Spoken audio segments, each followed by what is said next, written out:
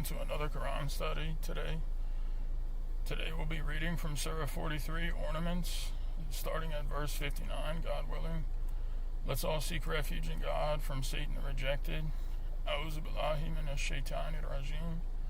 Bismillahir rahmanir rahim.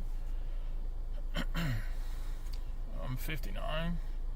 He was no more than a servant whom we blessed, and we sent him as an example for the children of Israel. If we willed, we could have made you angels who colonized and reproduced on earth. So, 59 is picking up.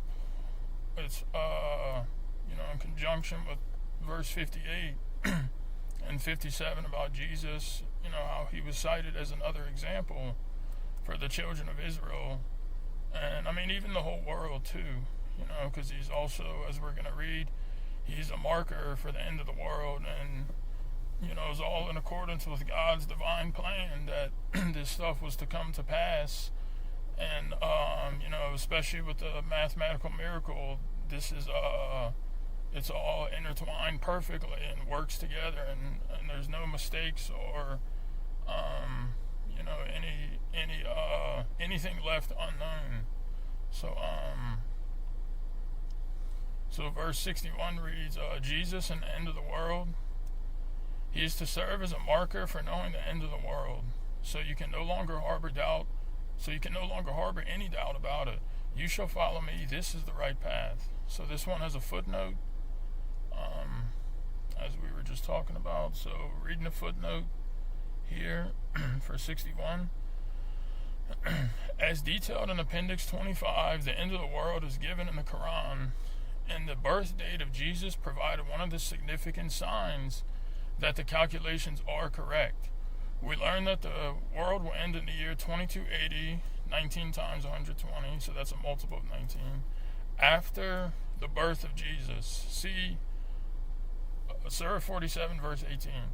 Additionally, both the lunar year 1710 and the solar year 2280 are divisible by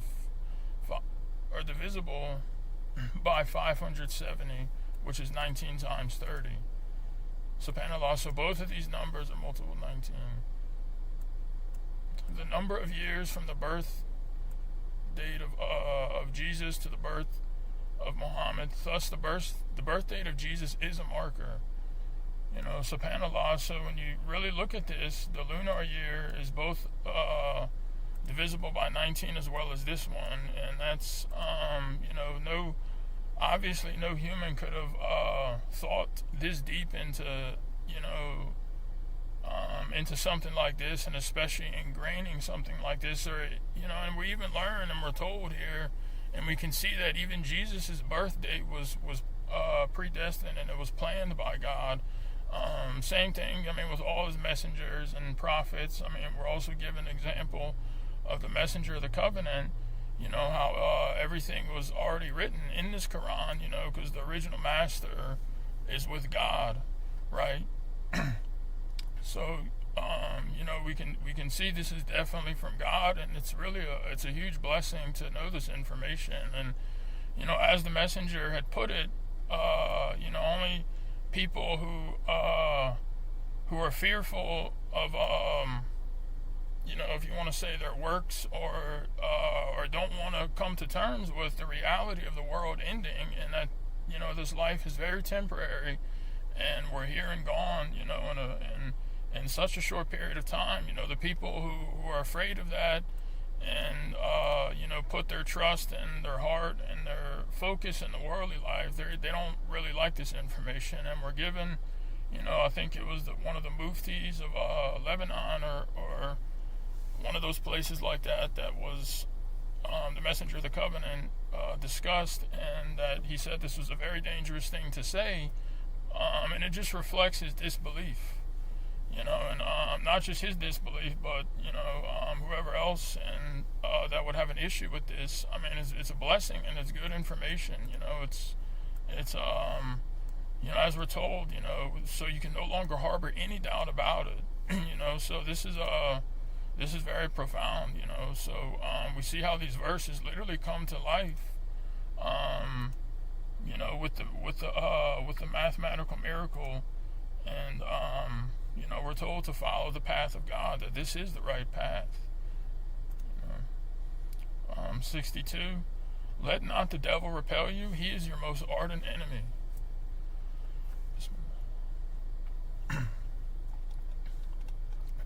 When Jesus went with the proofs, he said, I bring to you wisdom and to clarify some of the matters in which you dispute. You shall reverence God and obey me. And so it's very important to pay attention to what he's saying here. He's saying obey me in the sense that he's inviting people to worship God alone. Just as we're told in the previous scriptures in the New Testament, he said, if you love me, Jesus said, if you love me, you will follow the commandments and you will worship God alone. If you hate me, you will do the opposite. And that's so the people who end up falling into idolatry and worshiping Jesus or worshiping anything else, they actually they're the biggest enemies of Jesus. And he said this himself, but they don't, the idol worshippers don't see it this way. They think that obviously they've been duped by Satan into the myth of intercession, and the wisdom that Jesus has brought is to clarify the matters of what the children of Israel was disputing amongst, and also the generations that came after them too, that are still honestly they're still disputing to this day. Like God tells us, how the Christians say the Jews have no basis and the Jews say the Christians have no basis, but they both have the scripture, so they both have something that's from God, but because of their idolatry, in a sense, like we're told in the Quran, they've been committed to animosity and hatred amongst each other until the day of resurrection. And this is obviously it's a result and consequence of what they've earned. They chose to reject the message of God alone, which is the best path. 64. God is my Lord and your Lord. You shall worship him alone. This is the right path. The opponents disputed among themselves. Woe to those who transgress from the retribution of a painful day. So this has been the same message that Jesus has always preached and spoken. And as we're told in I think Surah 3, it says, never would a human being whom God blessed with the scripture and prophethood say, quote, idolize me beside God. Instead, he would say, devote yourselves absolutely to your Lord alone, according to the teachings you preach and the scriptures you learn.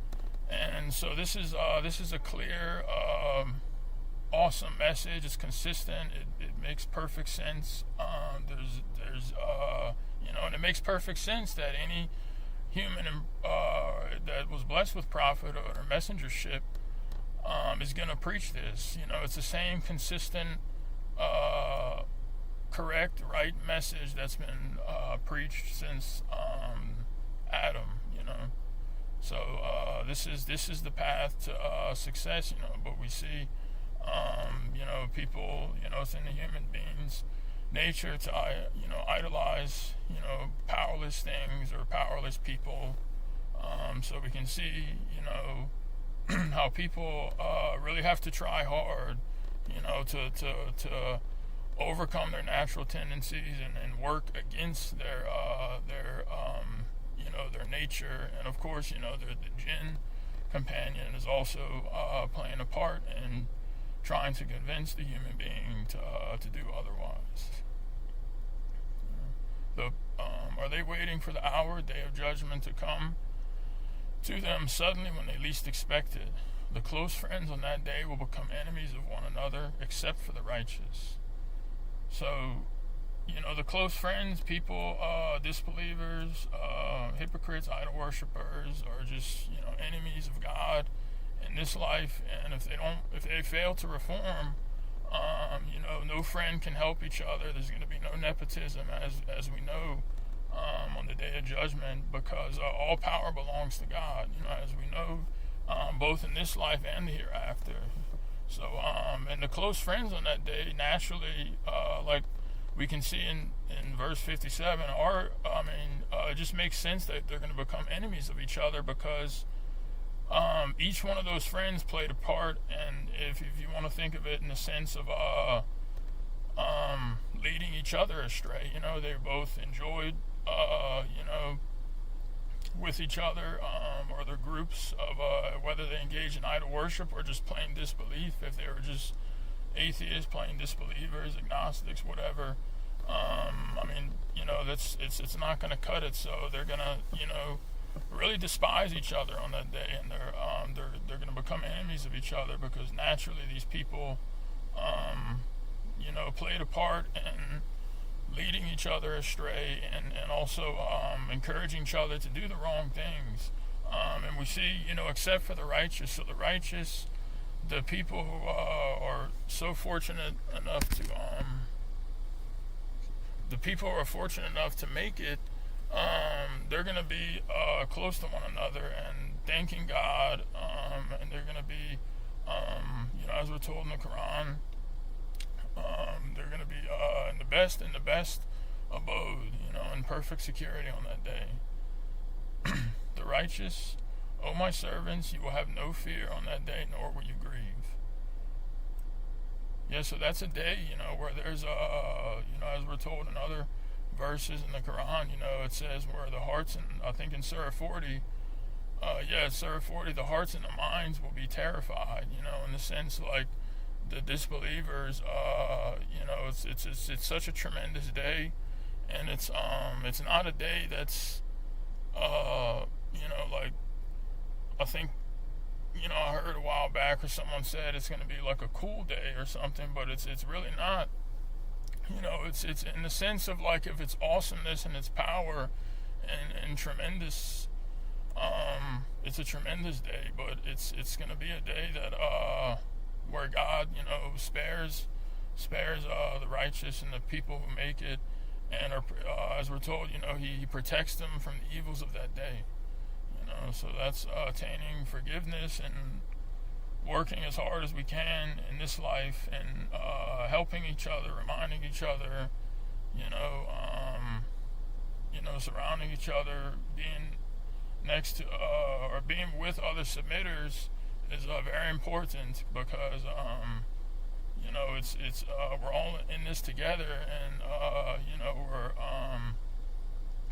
we all want to be one big family on the in paradise. So we're told in verse 69, it says, they are the ones who believed in our revelations and were submitters. Enter paradise together with your spouses and rejoice.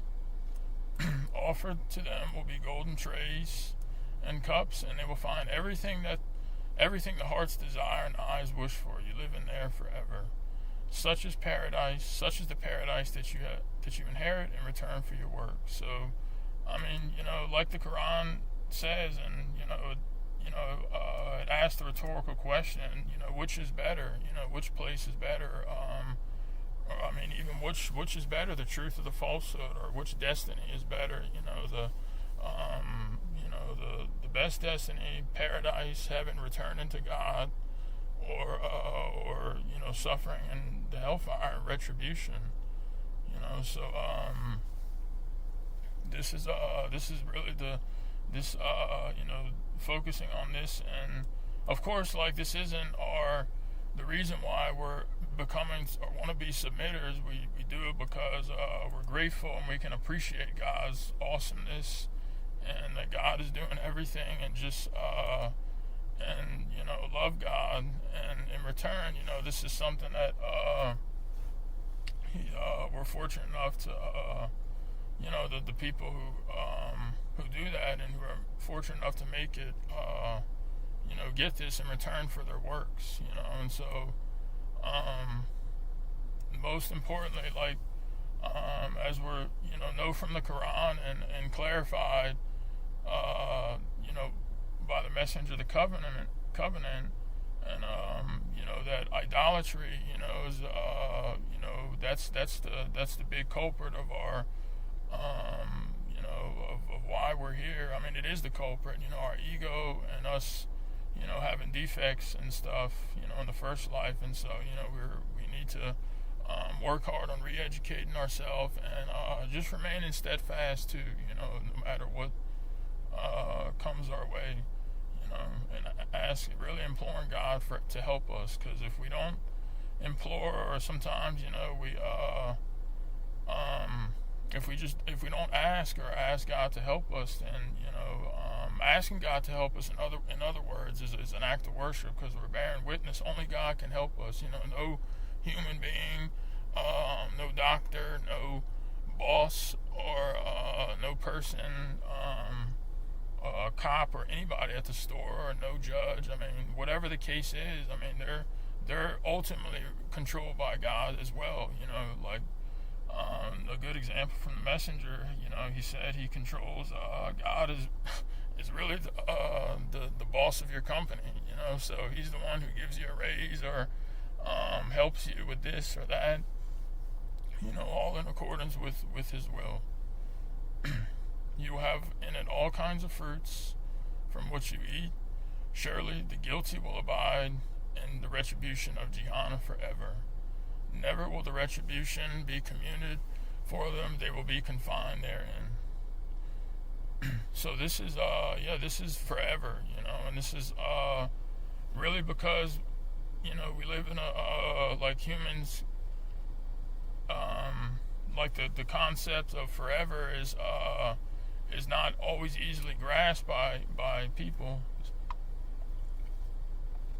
But as submitters, we can picture, or we can just even try to imagine, whatever. I mean, forever, in the sense of just thinking like, how long 500,000 years is, or 5 million years, and then the bigger number you go. I mean, even if you go to like a billionth to the billionth to the billionth power, that's still that number. That's still actually that's still zero. As big as that number is, and however long that digit would be, it's still zero in comparison. So thinking about it like that, we can kind of somewhat get an understanding, and should bring awareness. I mean, if people were to think, more people to think like this in terms of like, speaking about just people in general, or that you run across, they could perhaps put things better into better perspective, right? And start looking around them and saying, look, nobody lives past. I mean, you don't see anybody living past 200 years old. Well, what's going to come after this life? Like, why are we here? And these are good questions to ask. And when you put it like that, it can help us become more conscious of the hereafter, and reverence for God, and keeping our focus in the right places. And so there's also, it's important to mention here that like the Arabs, there's a big. I kind of just learned this recently, but I think I heard something years ago that I heard some mufti say something like, I think that if you don't wash every part of your hair, if you miss any part of hair on your head from washing to, the extra steps and they do, it's gonna burn off in hell or something. But no, there's another. Recently, I just came to an understanding that they also believe. I mean, it's a commonly held belief that you could burn in hell for equivalent to the amount of sins that you've committed, and after a certain amount of time, could be. I heard something like this hadith or something recently, because somebody told me about it, and they didn't believe it themselves. They were just sharing it with me. They were asking about it, but yeah, this person supposedly suffered 1 million years or something, or is gonna suffer, and then they're gonna be taken out, and so it just reflects their disbelief in the Quran, because we're told here. I mean, it's as plain as day. Never will the retribution be commuted for them. They will be confined therein. But they obviously are in the way some of the worst disbelievers, because they have something so clearly, so powerful, so truthful, and they, they really don't have any excuse at all. Because I mean, it's there's no confusion. It's not, open, especially because it's in an Arabic, tongue too, and being that they know Arabic, but we see that's not the case. Language isn't necessarily, a factor, because as we're told in the Quran, the Arabs are the biggest in, the biggest in hypocrisy and some of the worst disbelievers. So, moving on to verse 76, it is not us who wronged them, it is they who wronged their own souls. They will implore, O Malik, let your Lord finish us off. He will say, you are staying forever. So here's here's another, right here too, it's so that they're not going to have any excuse. It's not, God or the angels that's wronging them. It's they who wrong their own souls, and it's like the verse says, it's like, do you want to force the people to believe? Because if you're trying to help somebody or like, give somebody something and they don't want it or they reject it, forcing them, is unjust in a sense, because they don't even deserve it because they don't want it. If they're unappreciative, in other words, So, as we're told, moving on to verse 78, they hate the truth. The verse reads, we have given you the truth, but most of you hate the truth. Have they schemed? Some scheme, we too are scheming. Do they think that we do not hear their secrets and conspiracies? Yes, indeed, our messengers are with them recording. So, it's almost kind of hard to like even imagine people that would hate the truth, or hate the fact that what the best path that they're being invited to, and they don't like it. It's like, it's kind of hard to wrap your head around, but we're told here these people do hate the truth, and obviously people who hate the truth and argue and scheme and stuff, they're not going to get ahead, even if they think they get ahead, or that it appears that they may get ahead. It's all that in and of itself could even be part of the greater scheme of their fall and their demise. As was mentioned, from another brother, I think Brother Suleiman, in a few studies ago, like the Arabs, they're brought to the highest floor, and then they're just to be thrown off. So it's their schemes and stuff, the money, the illicit earnings that they have. It's all part of the plan, So they think they're scheming, but their schemes are actually are just going to backfire on them, and will actually end up working or playing a part in working against them. Because we know that the disbelievers always lose. 80. Do they think that we do not hear their secrets and conspiracies? Yes, indeed, our messengers are with them recording. Proclaim, if the most gracious did have a son, I would still be the foremost worshiper. This is also, this is very comforting. This should be very comforting to any submitter and believer, because when you read this, you don't worry about anything, or even your enemies, which your enemies in the sense of God's enemies naturally become our enemies, right? But our enemies, like if you have a neighbor who doesn't like the way you trim your bushes or something, or cut your grass, or he's starting to come out or something, that's not, that's just a personal matter. That's maybe, but God's enemies are naturally our enemies. And so, so reading these verses, is very comforting, and to know that God, and the angels are fully aware of these people's conspiracies. Every wicked soul, that conspires against the truth, against let me get the sun out the way. that conspires against the truth, and sorry about that. That conspires against the truth, and because they hate the truth, and they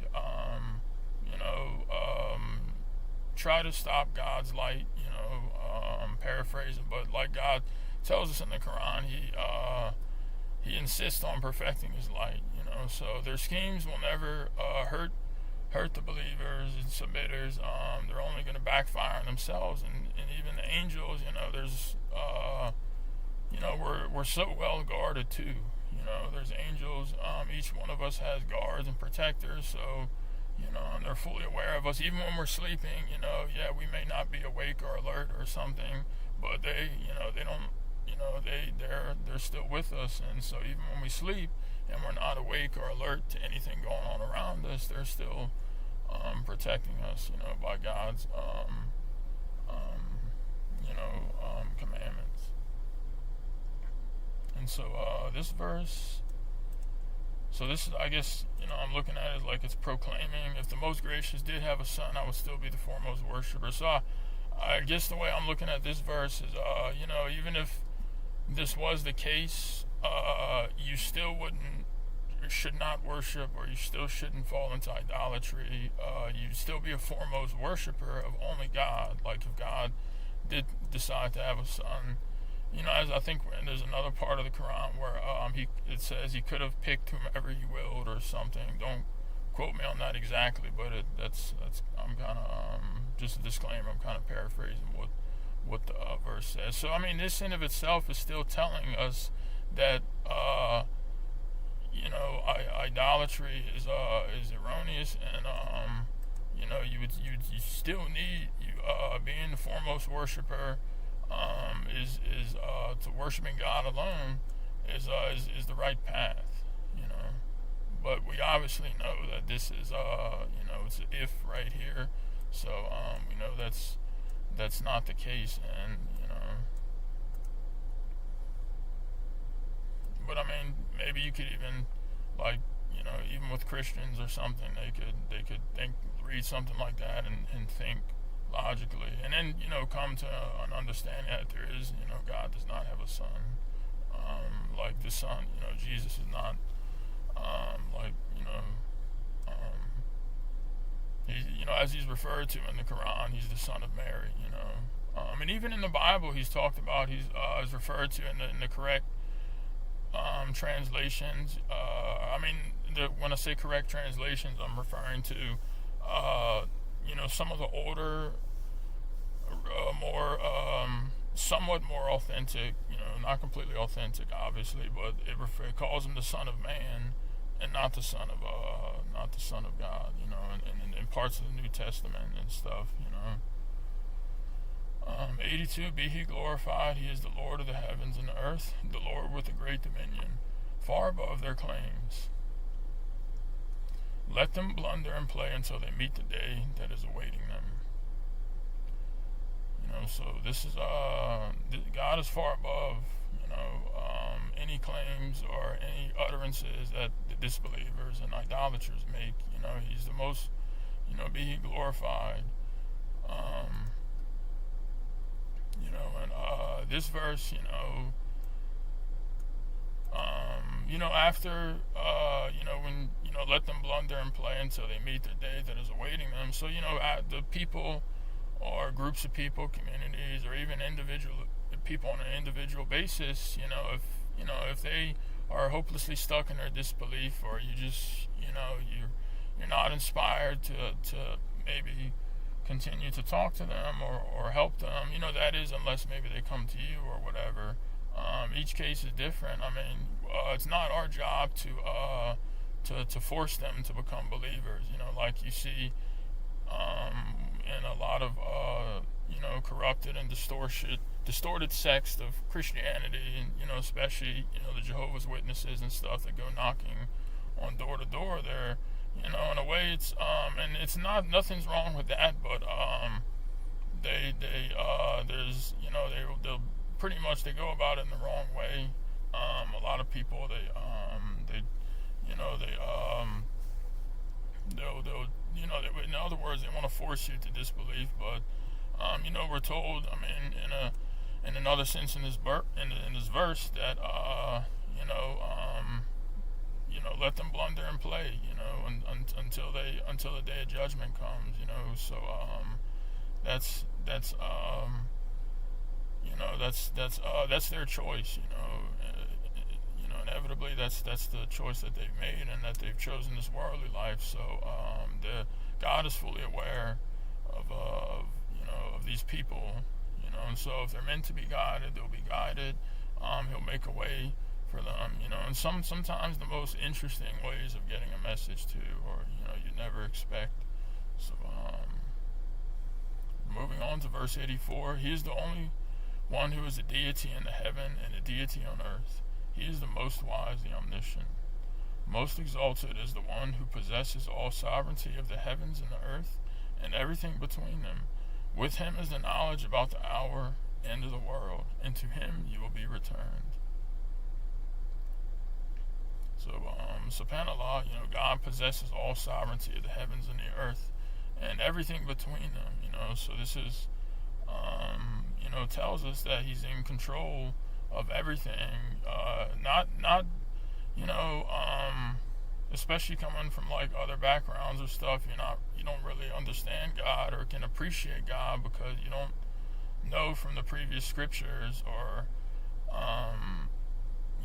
that God is the Lord of the universe, or that how it says how he's holding the 7 universes in his hand, and you don't kind of understand that. You're left to understanding of God is left to open to interpretation. So it's a blessing to know God's qualities and attributes, and that like the verse says, La quwwata illa billah, no one possesses power except God.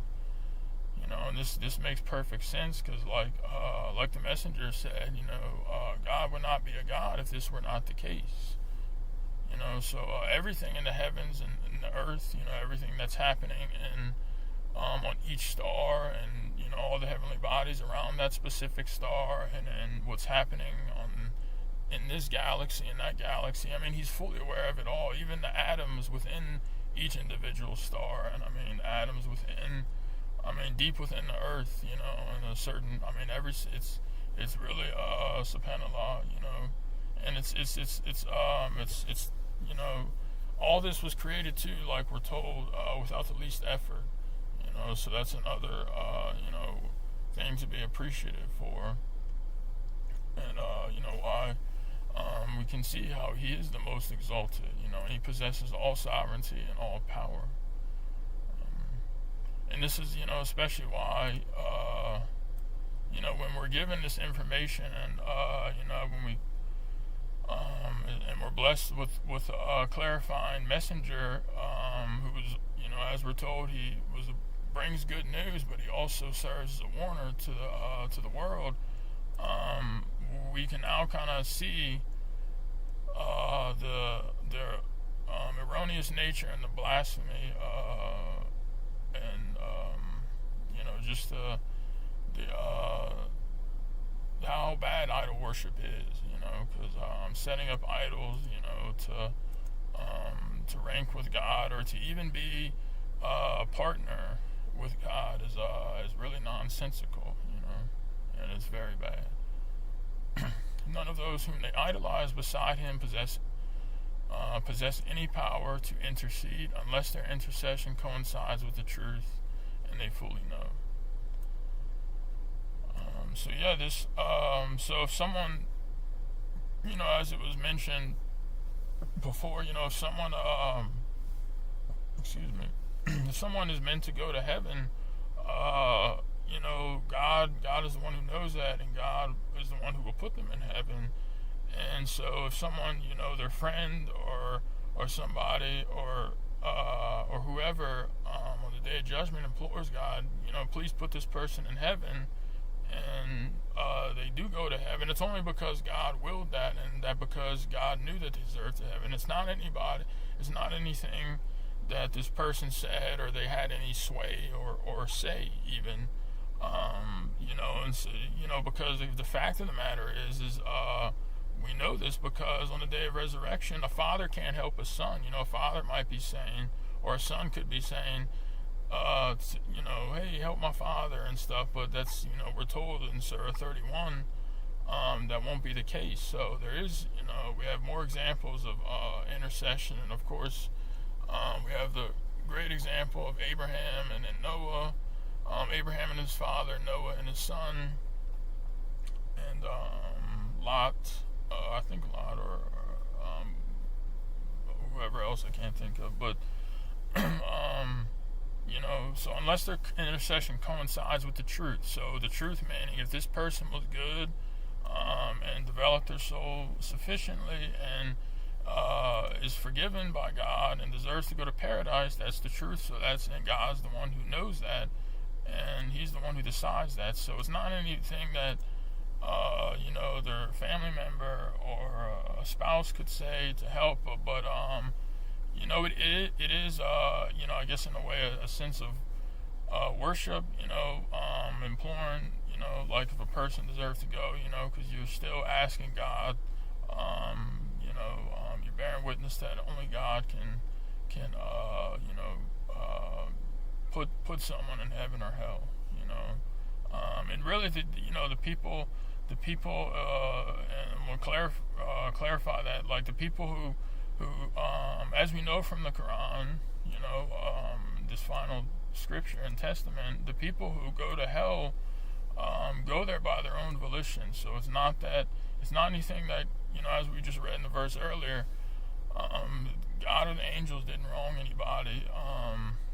Not even other people, not even I think there's a part where like Satan will even say, I had no power over you. It was you who wronged yourself, and it's you who decided to disbelieve, because that's, they have no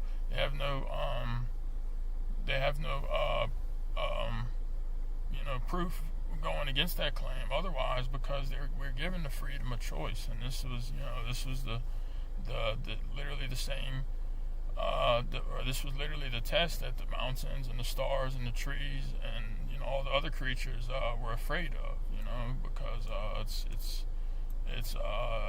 think it's with the freedom of choice, I think, like it says in the Quran, it comes it's a great responsibility. God willing, we can ask and implore God to help us to make the right choices as submitters, to help us to continue to make the right choices, and be on the right path. 87, if you ask them who created them, they will say God. Why then did they deviate? It will be proclaimed, O my Lord, these people do not believe. You shall disregard them and say peace. They will surely find out.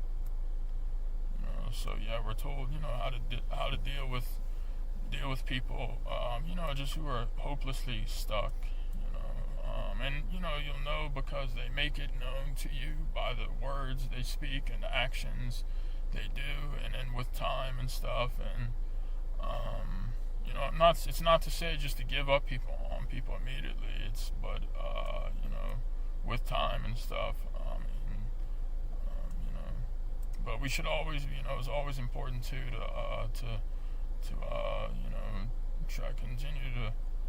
try to help people, because it's only by God's grace if the roles were reversed or something, or we were in their spot and we were struggling, and we would, in retrospect, we would want somebody to stay on us or help us or keep at us, because with what's at stake, if they did end up coming into submission or the roles were reversed, we would want the same for us, because we see how important this is. So, putting ourselves in their shoes can help, having more, I guess, patience and compassion and stuff, because, and especially, because Satan's after people, and he's after potential submitters too, and so, that's also at play. Surah 44, smoke Al-Dukan, if I'm saying that right. In the name of God, most gracious, most merciful. 1, HM, and this enlightening scripture. We have sent it down in a blessed night, for we are to warn. In it, the scripture, every matter, wisdom is clarified. So, subhanAllah, HM, as we've read in like the previous, as it was read in the previous Quran studies, there's 2 more surahs. There's 40, 41, 42, 43, 44, and 45 that have Hamim, and these are I believe, those are the ones, and they're the 6 HM initial surahs, and they're it forms plays a part.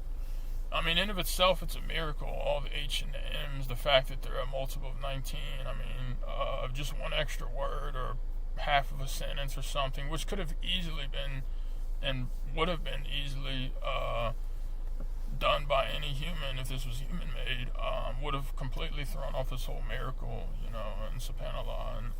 And then, also the same H and M's in all these verses play when other facets of the miracle are, you start to learn about them and discover them. It starts to play an even more intricate role in the sense of how delicate it is, but it's all, it's all cohesive, and it's perfect, and you can really appreciate that. But and like we see, I think verse 3 is talking about, I guess, the blessed night is the night of destiny. The Quran was sent down the night of destiny. Maybe we can talk about that if that's not right. But for we are to warn. So this is a warning. For the whole world. And, of course, for the people at the time, and Muhammad, and the tribes of Arabia, and the Christians who deviated, as we're told in Surah 18, one of the reasons, also for sending the Quran was because of the straying and the blasphemy that they utter and they came up with, about the Trinity and, the begotten Son of, fill in the blank. So this is a message. It's a warning, and it's also a book of mercy too. And so we're also told in this scripture, in the scripture, the Quran, every matter of wisdom is clarified. So that includes the covenant, the true covenant. If for example, circumcision, the satanic quote unquote covenant, if you want to call it that, which is mutilation, blood ritual, all of that, and it's already been, exposed to, if you look up on YouTube, there's a guy who pretty much blows the lid on it, even from a purely medical perspective, health perspective, also satanic religious ritual practice perspective. I forget the exact name, but it's an amazing video, and the point of that is everything's been clarified for us in this scripture. So in the Quran we have the covenant, right, and we're told the practices that God has decreed. Nothing was left out. As we know, we're given the example of the trees being filled with ink, or the trees as ink pens, or and in the oceans as the ink supply and stuff. So I mean, if God, the words of God would not run out, but we're told exactly what we need here. So anything outside the Quran, as we're told by the messenger as well, if you uphold it, you're committing idol worship. He said, he put it very plainly. He said, if it's not in the Quran, we don't listen to it, we don't obey it. Because this is only every matter that anybody could think of. I mean, we have the laws, the statutes, the laws on marriage, divorce, inheritance rights, war. I mean, everything is clarified, and I mean that's a blessing. I mean, it's something to be appreciative for. But we can see that how Satan gets to work on people, and really probably because they're unappreciative and they're not grateful for what they're given, and they just want other nonsense, right, from Sunnah or Hadith and stuff. And I mean, the same, we can't just point the finger at them. I mean, it's the same for other religions too, you know. But so every matter of wisdom has been clarified in the Quran, subhanAllah, and it's a blessing, to have the correct instructions and blueprint for attaining our salvation, and a practical scripture too. Okay, so moving on. I'm gonna wrap this up real quick. I think we're getting close to time. It is a predetermined command from us that we send messengers. This is a mercy from your Lord. He is the hearer, the omniscient. Lord of the heavens and the earth, and everything between them, if you could only be certain. There is no God beside him. He controls life and death, your Lord and the Lord of your ancestors. So, yeah, he controls, life and death. He determines, who lives, who dies, where, how. Because if that weren't the case, then other people, that is the case, because, no one possesses power except God. The fact that somebody, let's say somebody gets, a piece of their pinky,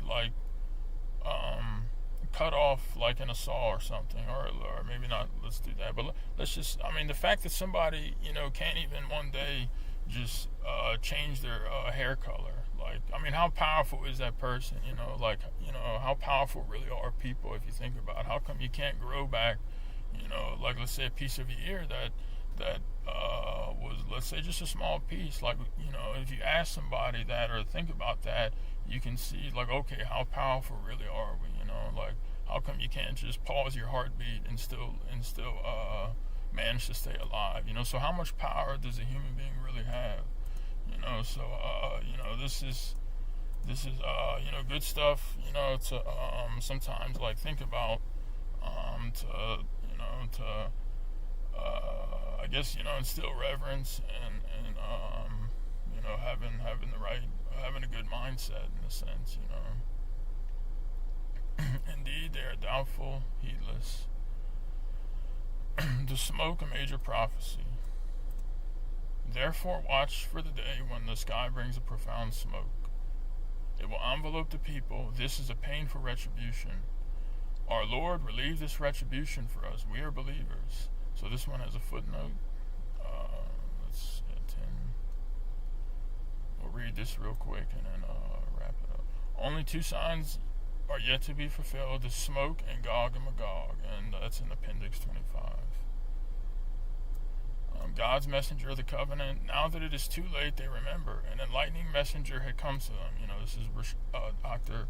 Rashad Khalifa, God's messenger of the covenant. But they turned away from him, saying, well educated but crazy. And this is exactly what they said. This was literally it was subhanAllah, it was prophesied, we will relieve the retribution for a while. You will soon revert. So these people are no different probably than the people of Pharaoh. Maybe not all of them. Maybe some of them could end up becoming believers, but we can see that the example of Pharaoh, how they did that. The day we strike the big stroke, we will avenge. We have tested before them the people of Pharaoh. An honorable messenger went to them. So with this said, if there's any comments or questions, please feel free.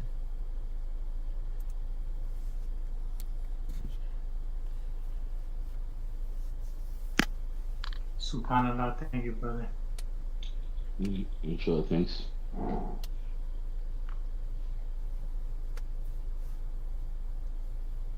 MashaAllah.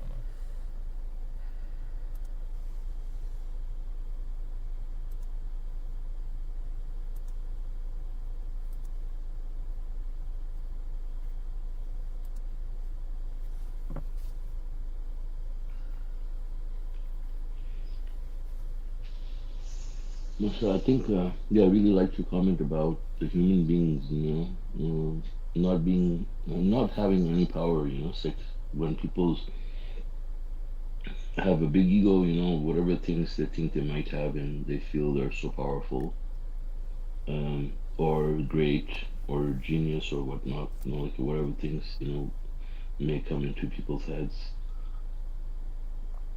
These verses, this reflection, reminds us that we're really powerless creatures, and thinking about how small we are and how delicate we are in that sense. Like anything, something small in our bodies, like can change, and immediately, we can die. So like, and we can't, change that, or reverse the process of growing, for example, the aging process. So this is that's a good reminder, Marshall. I think you had some question about some things you were saying.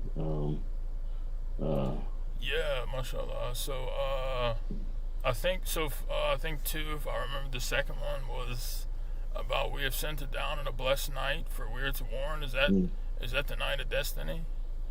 that's right. Yes, that is Okay. another destiny. God sent it when Muhammad was, raised, and the Quran was placed into his heart on the night of Mashallah. destiny. So, yeah. Okay. And I think the other one. Let me see.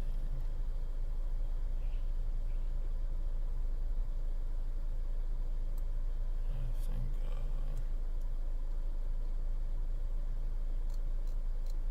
I think it was on the first page, maybe. Oh yeah, yeah, sir. 81. Yeah, where it says, "Proclaim if the most gracious did have a son, I would still be the foremost worshiper." So that's like a Hmm. kind of like a rhetorical question, like that we Hmm. could say to people, especially like Christians, like, look, even if you did have a son, you would still need to worship God alone. If God decided to have it, like, is that the right? I think didn't we talk about it in the previous study? No, not this verse. It was something similar. I think maybe. I don't Oh think. yeah, okay, Yeah, that's right. it Yeah, was that was sim. about worshiping Jesus, Yeah, worshiping Moses or something. Yeah, yeah, yeah. yeah, Okay, yeah. that's right. Yeah.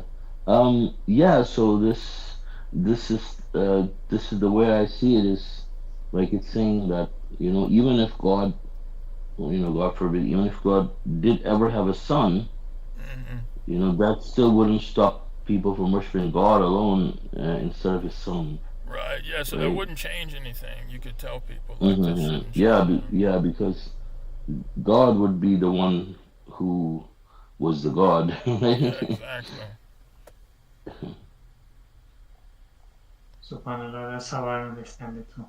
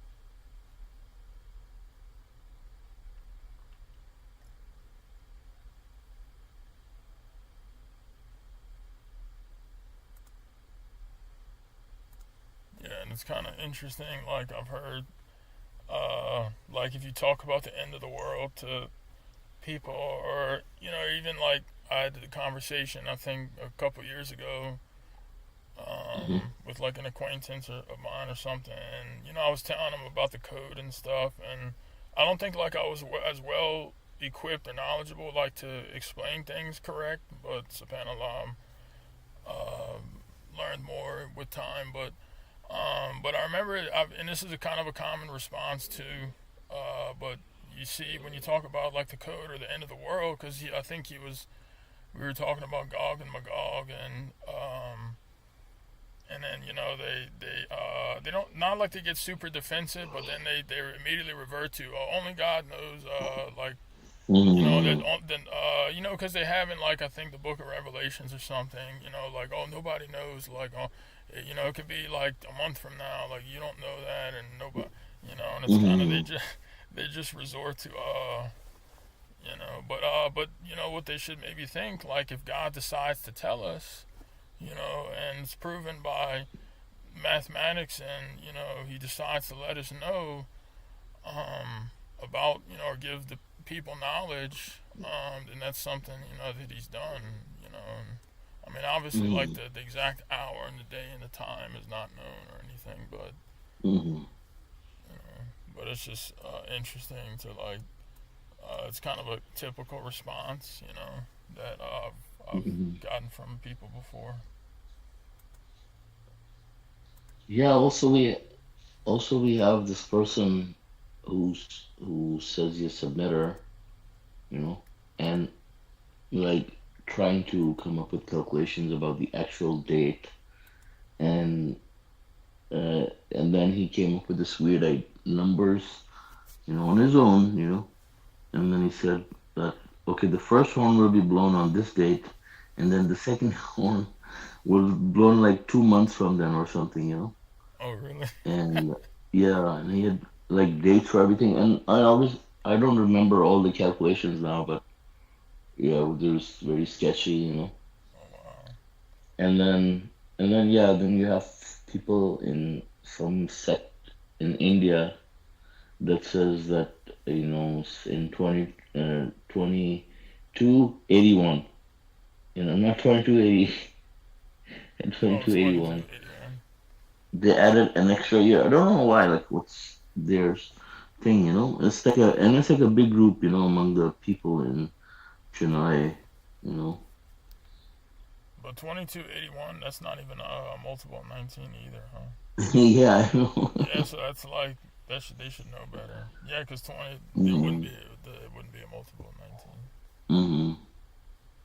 Yeah, I mean, Satan maybe could have, like, really attracted these Mm-hmm. people or made something seem like really, Mm-hmm. uh, you know, perhaps. But Yeah, I had a lot of people from India, like in that part of the India, as my friend, and I thought they were all submitters, mm-hmm. And then I think at some point they all decided to change their profile picture to that 202081. Oh, And they all had the same profile picture, so I was able to delete them. I was like, oh, this guy, okay. yeah, I mean, they're not even gonna be around that time anyway. So Hmm. maybe they're jinn or something.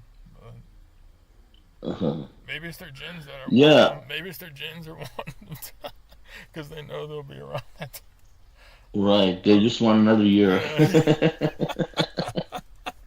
I'm just kidding, but yeah. Yeah. So, I mean, subhanAllah, I want to say about the smoke, of Dukan, like, it is, Messenger of the Covenant says it's it's a major prophecy that we're going to witness, and then I mean he describes what this is going to be like, and he specifically describes it as an asteroid hitting the Earth, and we've talked about it. The Earth being enveloped by the smoke that will envelop the entire Earth for a few months, right? And it'll obscure the sunlight and stuff, and it will be a big thing. And imagine, like this person, one person who was with Dr. Khalifa at the time when he was alive, Azhar, and then he came up with the his own interpretation, and says that the smoke has already happened, and the Iran, no, the Iraq war that happened before this one, where no, sorry, Kuwait, where their oil tanks were, were burnt. It was creating a lot of smoke, and he said that Really? was the actual smoke. Uh, It yeah, man. There's made it like, like a mockery, almost yeah, it's very for the smoke insulting. because. But the thing is, like, a messenger who is, sent to, give this news. He knows better than someone Yeah, who just thinks he knows something, exactly. or so smart that he thinks he has his own idea. I mean, Rashad as a messenger was inspired by God. All these details, he didn't just come up with them himself just one day. So you have to be a messenger to know these things and to get these things, and like it's like Noah comes and says there's gonna be a flood, and then he said no, it's just gonna be like a rainy day, or something like that. So Oh, I think I accidentally raised my hand. I didn't. okay. Oh. Yeah, that's so true. It's like before making any substantial claim, like what people do, it's like I'm gonna put Mm-hmm. my faith in, or figuratively speaking, I'm gonna put my money every day out of the week on the messenger and not just some random human Mm-hmm. because if they were to be listened to, then they would have been made the messenger, Mm-hmm. but Yeah. and they would have had some type of proof, but especially because God's messenger is named in the Quran too. So yeah, that Iran thing is pretty crazy because like that's not the smoke. It says it's a major prophecy, so man, it's not going to be just some oil tanks blowing up. Mm-hmm. you know? Yeah.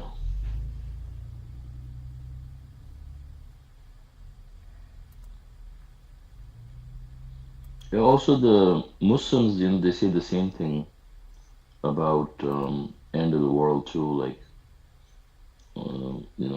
it's like they don't know a lot of verses, but there's these verses like they will bring up like the verse that says it will come to them suddenly.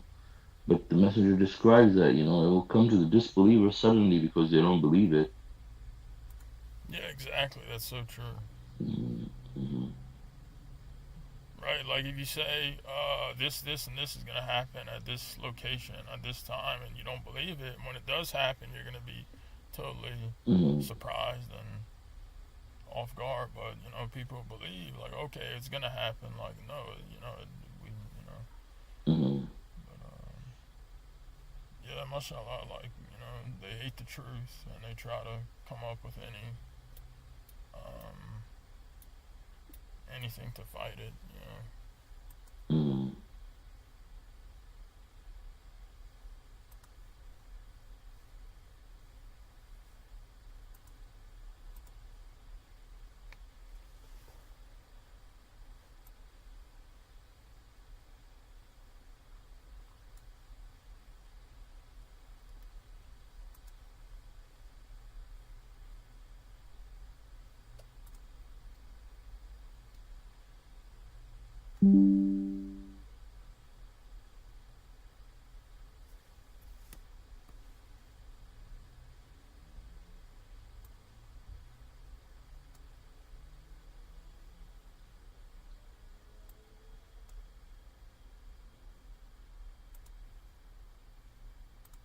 Yeah, subhanallah, and it's amazing because like when the Quran was revealed and you're like hearing or reading the verse about how Jesus he is to serve as a marker for knowing the end of the world and to not harbor any more doubt about it. I mean, like it's amazing how all this stuff, how God brings all this stuff together, and we now know what that really means, and that information was given to God's messenger. And it's a blessing to be able to see. So you have to have that information, for because I mean the first thing is, I mean, just knowing the mathematical miracle itself, gives you assurance that the day of judgment is going to happen, right? And then, I mean, knowing the year or believing the year, is helps your belief also, in terms of knowing that it's a physical fact that's going to happen on a day that, in a year that at least has been pointed out for you. Like, it's like someone tells you, you're going to have an exam someday, and but you don't know when it is. You're not really sure about it when, I tell you, like, okay, you're going to have an exam in 20, whatever, 2025, in the month of October, let's say. So now it's becoming more substantial in some way as well, right? And so Mm-hmm. that's why Yeah. also the people have such a hard time accepting the end of the world, because that will make it a reality, Reality. if you Wow. Yeah, put a that's so date to true. it, or something. Yeah. Subhanallah, so true, brother. Mm-hmm. Inshallah. Yeah, I guess they're like that, right? I guess they're like that because they're not seeking the abode of the hereafter, huh? They're Mm-hmm. just still, I guess, wanting this world, or Yeah. satisfied with it. Yeah, in their hearts they don't truly believe in the hereafter. Yeah, because you can see too. Now that I think about it, it's interesting because I mean you can see like so many different people talking about the end of the world or thinking that with stuff happening now. I mean they've been saying the end of the world like 50 years ago. They said, oh, it was going to be in 1984 or something, or and Mm-hmm. they just keep changing it. But you can see like people really are disturbed, like extremely disturbed, and they're like panicking, Mm-hmm. and they're like it hurts them, I guess, in the sense of them just having so much fear about it, and uh, Mm-hmm. I guess it's a fact of like having to come to terms with death. Mm-hmm. But like that's mashallah, it's like the blessing of submission. It's you're not worried about that stuff. Inshallah.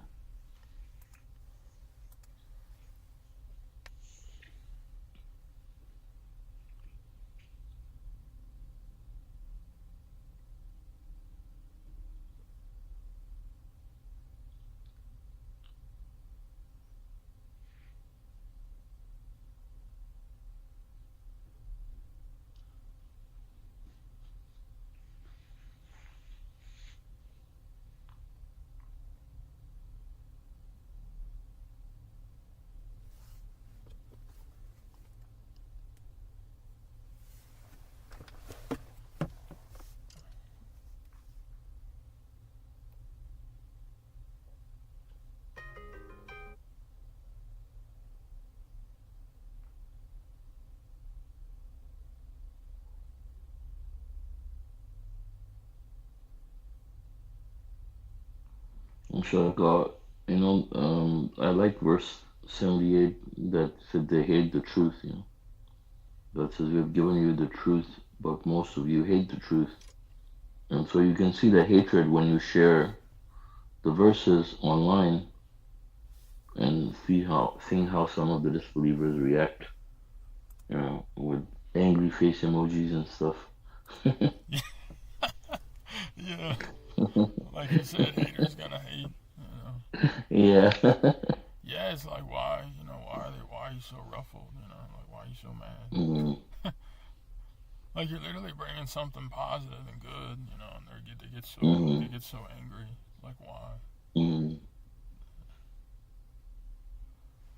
Subhanallah, brother. And that's been the case, like with every messenger and prophet. There's always a group or community that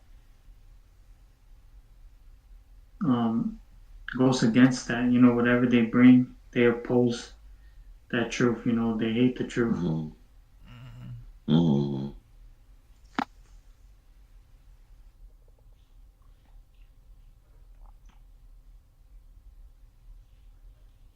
Yeah, I mean, imagine on the day of judgment, like these people that review their record are gonna see themselves, like they're gonna be seeing themselves do that, their history or their record, and they're gonna be regretting, that. Yeah,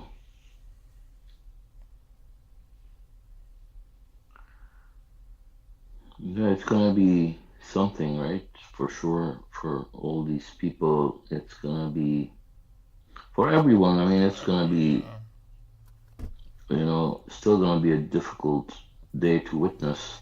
Very difficult. But I mean, especially for the disbelievers. Hmm. My God, like I mean, if you experience a little bit of depression or sadness in this world, I mean, it's so difficult, right?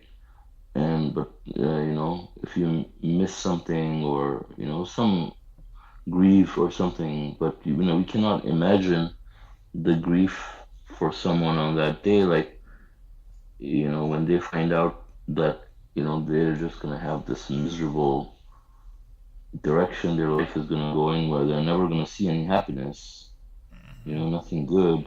It's your brain cannot even imagine that, Imagine, right? you know. But imagine when it becomes a reality for some people. May God save us, Yeah, on most that definitely. day. Yeah, because it's Like even it's more. We have a bigger, even a bigger responsibility. hmm So like it could, yes, if we don't.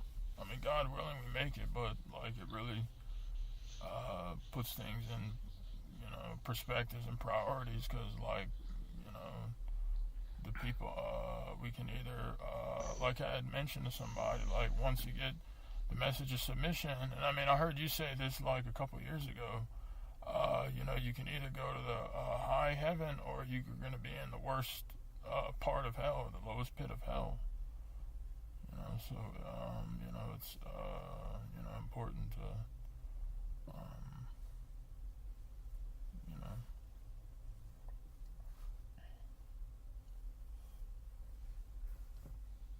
yeah, it's important. I mean, we have to. Uh, I mean, because we're given the message, just because we're given the message, doesn't mean that, or just because we even know the message or we understand the message, doesn't guarantee our salvation, because we have to work hard, to grow our souls, right? We have to every day, work on ourselves, every day practice the commandments, every day, focus on improving ourselves and, killing our ego, fighting with Satan every day. He's relentless and not giving up against anybody, you know, trying, and he's coming up with so many ways and tricks and setting up so many different traps every day, just doing something new to try to trap us. And it's really, I mean, without God's help, obviously, none of this is going to be possible for anybody, you mm-hmm. know. So, really, you know, it's a big challenge. Yeah, yeah.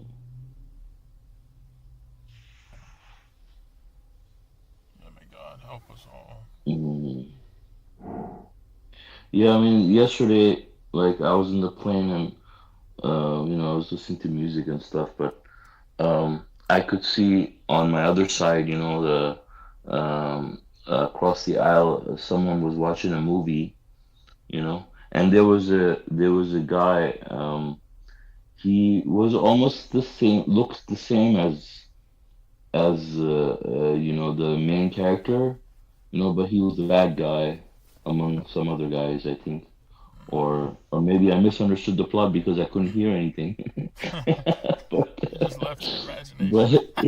yeah, I left imagination, but there was one guy. Obviously, he was a bad guy, and how, like, the main character is, like, fighting him and stuff. There was some action and stuff in there, and I was thinking about it from the perspective of the hereafter, like how we have Satan being our most ardent enemy and constantly planning and scheming against us. Imagine you have an enemy who's invisible. You cannot see him. You don't know what he's up to, and he's constantly trying. And he's your worst enemy, And he has all these deceptive tricks, and subtle ways to influence you and stuff. I mean, it's not definitely it's something, right? To be worried about every day, Yeah, or to be definitely. cautious about every day, if not worried, but Yeah, we constantly constantly. need God's help and protection from Satan, because he Yeah, it should really, I keep mean, us on our that's his only toes. job. You know. hmm Yeah, that's his only job. Yeah, exactly. Yeah, pretty much his only job right now is to just mislead the submitters, right? I mean, obviously, like as we know, I mean, he doesn't mind everybody else because they're already going to hell. So his main targets are the people who have the potential to make it right now, and so that also explains how you see all these people that are astray now that were Right. with the messenger of the covenant at the hmm time. I mean, so many people, right? I mean, it's And especially too, if he pretty much, gets them, they'll yeah, get other people. You know, and he knows that. yeah, Like he said, yeah. he's gonna go after the leaders, the head of Mm-hmm, the head of the snake or head of the beast or whatever. Like you can mm-hmm, get the you can yeah, get like a hundred for one deal, or like a thousand, or a mm-hmm, hundred, even a hundred mm-hmm. thousand for one, like Billy Graham, Exactly. and just popular examples. Mm-hmm.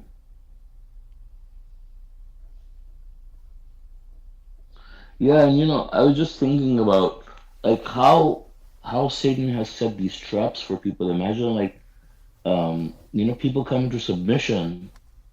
Imagine they go through all this struggle and fighting with the issues that they have from the past in terms of getting to the truth and letting go of all the previous garbage that they inherited. And then there are these people that are hiding among submitters, under the guise of submission, misleading people and still sending them to hell. Yeah. It's Satan and the daredevils. So it's like Satan is never giving up on you. He has set his traps everywhere. Even if you come among submission and try to follow submission, there are all these traps. You know, like all these groups that are saying different things against the truth, trying to divert people. I mean, there's more obvious ones like a deep and stuff, but I then was there's just thinking other of ones. him. Yeah, I was just thinking of Yeah. him because yeah, I'd read it. I didn't even know he was for abortion. I think I had one of his books, and I'd never even opened it or started to Uh-huh. read it. I just was like almost collecting it because I think it was something to do Mhm. with submission. And then the first thing I Mhm. saw like that just felt like off and like wrong was I opened it, and then the way he's translating the Quran, right? Because like we talked about, he knows Mhm. best. He's the smartest. He said, in the name of God, the gracious, the merciful. I'm like, dude, where's Mhm. why are you doing Right. that? And if anything, that's Mhm. blasphemous, because like you can be gracious and merciful, brother. I can be gracious and merciful, Mhm. but there's only Mhm. one most gracious, most merciful. Like when I was reading that, I'm like, this doesn't even make sense. Like, why is he? He's just, I think, just trying to be different or something. Mhm. Maybe. But then Yeah, I and think he's. I messaged you or something, and you had told me and clarified some Mhm. stuff about him. And I'm like, oh my gosh. So, yeah, Mhm. I threw out the book. Mhm. So. But yeah, I mean, yeah, you looking at that, it's just a good example of like, I don't even know how I got the book. I think I ordered it, but like maybe Satan ordered it for me or something. Mhm. Or Yeah. he inspired Yeah. I me to. mean, he traps so many people who could be potential offenders. hmm With his stuff. So many people. Like when I was in Turkey, people were telling me about this guy, this guy, this guy. I'm like, where do you hear about it? It's like Adip Yüksel, Adip Yüksel. Like, Adip Yüksel catches all these people, that could become submitters, halfway into their journey. Uh, I mean, for some people, obviously, it becomes like a way to guide them by God, I mean, God guides them away hmm from Him to the truth. But a lot of people, who are obviously not gonna follow hadith and stuff, I mean, if he wasn't in the way, they would come across submission, but they would come to him and then say, okay, well, yeah, he doesn't believe in hadith, so yeah, this must be right. Right. A lot Yeah. of people would just Exactly. get stuck there, Yeah. and never get to truth and will not do their prayers, contact prayers. They will not go to Hajj. Hmm. Yeah. I mean, imagine like it's so clear in the Quran, and then you just yeah, it's Yeah. yeah, it should make people think at least. But yeah, I think yeah, seeking constant refuge in God, like the messenger said, 200 a day times a day isn't enough. Probably because we have our jinn and stuff, and then of course Satan's after us, and Mm. and that's an act of worship too. Is seeking Yeah, refuge in remembering God. God, yeah. Yeah, remembering God in like Surah 113 and 114, and then the Rabi Audu mathematical verses, and then Mm. yeah, constant repentance too. Like I think in one of the newer audios of the messenger, he's had a good thing I listened to again recently about repentance. Like you can completely start over. Or if you feel Mm. like maybe you got down on yourself or beat yourself up, probably rightfully so. Like if you're on the phone like with customer service or something, and you're objecting, and then you caught yourself, and then like man, you're like like you're down like for the kind of moping for the next 20 minutes, but then like you repent and you're like okay, going here on out. Promise to never do it again, or tomorrow. Even tomorrow, after you go to sleep, can be so much better. And yeah, it's it's a blessing to just be able to start over. And Mm. but, Subhanallah, brother.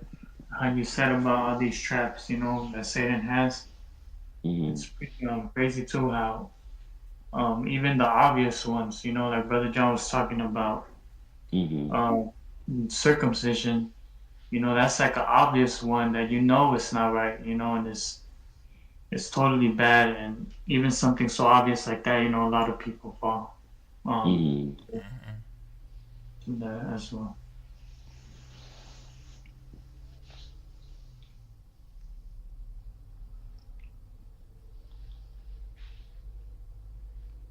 I think Brother Abdullah had a question. Uh-huh. Did you? It says Let's see. off-topic question. Even after submission prevails, the majority of people will still go to hell, right? Well, the majority of people in general will still go to hell, but even when submission prevails, I mean, obviously, that's not going to change. Like, majority of people in general are going to hell. Like, if you look at the entire population from start to end, and most of the people are going to come after this happens, right? As the population grows, so many people are destined to come. That's going to happen after the victory. Mm-hmm. So yeah, In the I United mean, States, many. really, because the other parts of the world may not be as like concentrated as United States. Is that right? Like, because it'll be the heart of submission. Well, it's a heart Maybe of submission because that's where submission is going to, flourish and flourish, right? prevail. But Mm-hmm. overall, like, there'll be submitters everywhere except, Gog and Magog, right? Mm-hmm. That are going to be the only, as it says in the Final Testament, that we're the only bastions of heathenism. So everyone else is going to be pretty much following submission.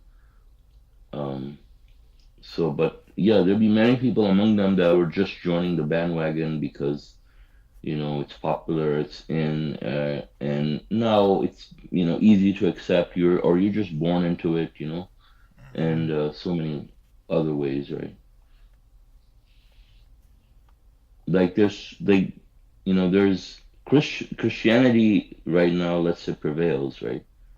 But that doesn't mean that everybody who believes in Christianity is a good believing Christian, Yeah, exactly.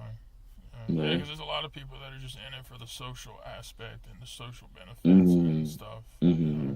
Not to say Yeah. like the submitters that become submitters will be that way, but Mm-hmm. it's not Yeah. like. Or people just born into submission, right? They're not all Mm-hmm. submitters. Yeah. And neither do they get the same ranks, I as think you can, people. I mean, that's great to be born into it, but like coming from somewhere else or not being born in submission, like is good too because you can appreciate. Oh, sorry, you can appreciate like I think maybe it better or does that make sense? Because you had something that was so Hmm. whacked out before, and now that you see and understand how whacked out it was, like what you were following, um, and yeah, you can like be, instead of just being, Hmm. I guess if I'm explaining it right, but mashallah, Hmm. either one Yeah. is good, but I mean, you get better ranks, mm-hmm, if you are not just born into it, right, yeah, Yeah, because you you don't have to have a chance. come over those hurdles, it's difficult, at first. Yeah, exactly. Yeah, and that's why you deserve more. That's why God says that twice the reward for Christians and Jews, for example, who become submitters. Because it's going to be difficult for you and stuff. And then also, it's you have the high ranks for people who are becoming submitters, while submission is not like in In fashion and stuff, fashion, or right? like as acceptable, because they're going to be persecuted. People who are persecuted will have better ranks. Mm-hmm. Mm, Yeah, exactly. yeah.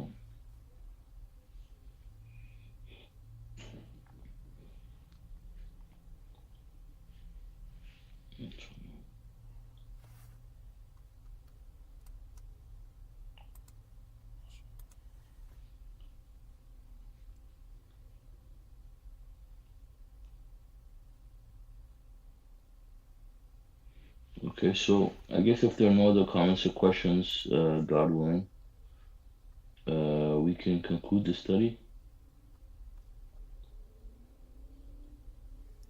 Yeah. So thank you all for joining us, and thank you, Brother John, for leading the study. God willing, our next English Quran study would be on Saturday at 9:30 a.m. Pacific time. God bless you all. Assalamu alaikum. God bless you all. Assalamu alaikum. God bless you all. Salam alaikum.